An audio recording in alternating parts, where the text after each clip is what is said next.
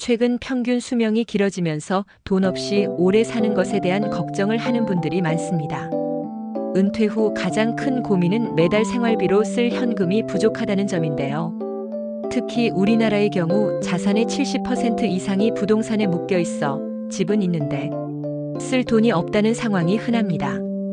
이런 분들에게 주택연금은 현실적인 대안으로 주목받고 있습니다. 하지만 여전히 내 집을 국가에 빼앗기는 건 아닐까? 자식에게 물려줄 게 없어지면 어떡하지? 같은 걱정 때문에 쉽게 결정하지 못하는 경우가 많습니다. 그래서 오늘은 이 영상 하나로 주택연금에 대한 궁금증을 차근차근 풀어드리겠습니다. 주택연금의 기본 원리와 가입 자격. 주택연금은 쉽게 말해 내 집을 담보로 평생 매달 월급처럼 생활비를 받을 수 있는 제도입니다.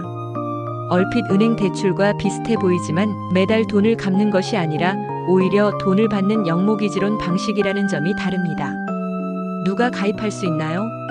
부부 중 한 명이라도 만 55세 이상이면 가능합니다. 어떤 집이 가능한가요? 공시가격 12억 원 이하의 주택이 대상입니다. 다주택자라도 합산 가격이 12억 이하면 가능하며 12억 초과 2주택자는 3년 이내에 한 채를 파는 조건으로 가입할 수 있습니다. 어떤 방식으로 받나요? 평생 받는 종신 방식이 기본이며 필요에 따라 일정 기간만 받는 방식이나 목돈을 미리 인출하는 방식도 선택할 수 있습니다. 주택연금에 거부할 수 없는 장점 5가지. 많은 분이 결국 주택연금을 선택하시는 이유는 노후의 불안함을 안심으로 바꿔주는 5가지 약속 때문입니다. 첫째, 내 집에서 평생 살며 평생 연금을 받습니다. 가장 큰 장점이죠. 정든 내 집에서 쫓겨날 걱정 없이 평생 사실 수 있습니다. 혹시 부부 중 한 분이 먼저 돌아가셔도 남은 배우자에게 연금의 깎임 없이 100% 그대로 지급되니 마지막까지 생활비 걱정이 없습니다. 둘째, 국가가 보증하니 절대적으로 안전합니다. 민간 상품과 달리 국가기관인 한국주택금융공사가 지급을 보증합니다. 나라가 망하지 않는 한 연금이 끊길 일이 없으니 매달 들어오는 월급처럼 마음 편히 믿고 쓰셔도 됩니다. 셋째, 더 받으면 이득이고 남으면 자녀에게 상속됩니다. 나중에 부부 모두 돌아가신 뒤 집을 팔아 정산을 하는데요. 집값보다 연금을 더 많이 받으셨어도 자녀에게 부족분을 청구하지 않습니다.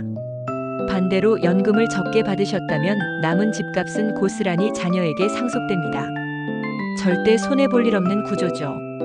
넷째, 세금 혜택으로 살림에 보탬이 됩니다. 주택연금에 가입하면 재산세를 감면해주고 연금 이자에 대해서도 연간 200만 원까지 소득공제 혜택을 줍니다. 나가는 세금만 줄여도 노후 살림엔 큰 힘이 됩니다. 다섯째, 기초연금 수급에도 유리합니다. 주택연금은 소득이 아니라 내 집을 담보로 한 부채로 분류됩니다. 그래서 소득이 늘어나는 것보다 기초연금 자격을 유지하거나 수령액을 방어하는 데 훨씬 유리하다는 장점이 있습니다. 반드시 알아야 할 단점과 주의사항 5가지. 세상에 완벽하기만 한 제도는 없겠죠? 나중에 후회하지 않으시려면 조금 아쉬운 부분들도 꼼꼼히 짚어보셔야 합니다. 첫째, 나중에 집값이 크게 올라도 연금액은 그대로입니다. 연금은 가입할 때의 집값을 기준으로 결정됩니다. 그래서 가입 후에 동네 집값이 훌쩍 뛰어도 내가 받는 돈은 늘어나지 않아요. 이 때문에 조금 더 늦게 가입할 걸 그랬나? 하고 아쉬워하시는 분들도 계십니다. 둘째, 이자와 보증료라는 비용이 들어갑니다. 주택연금은 사실 집을 담보로 한 대출 성격이 있습니다. 가입할 때 집값의 1.5% 정도를 보증료로 떼고 매달 받는 연금에도 이자가 붙습니다.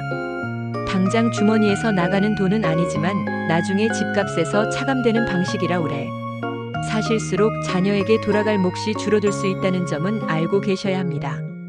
셋째, 중간에 그만두기가 쉽지 않습니다. 살다 보면 집을 팔거나 이사를 해야 할 수도 있죠. 그런데 중도에 해지하게 되면 그동안 받은 연금과 이자를 한꺼번에 돌려줘야 합니다. 또 한 번 해지하면 3년 동안은 같은 집으로 다시 가입할 수 없으니 신중하게 결정하셔야 해요. 넷째, 집을 활용하는 데 제약이 있습니다. 내 집이지만 마음대로 전세를 줄 수는 없습니다. 주택연금은 가입자가 그 집에 직접 사는 것이 원칙이기 때문입니다. 보증금 없는 월세는 가능하지만 전세를 놓아 목돈을 마련하는 것은 어렵습니다. 다섯째, 물가가 올라도 받는 돈은 항상 똑같습니다.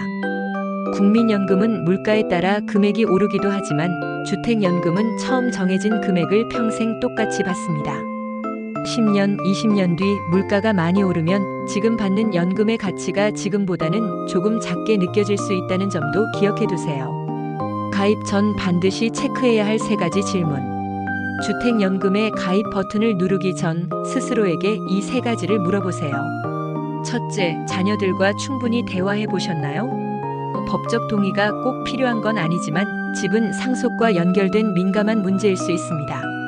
나중에 오해가 생기지 않도록 내 노후는 내 집으로 당당하게 책임지겠다는 뜻을 미리 전해보세요.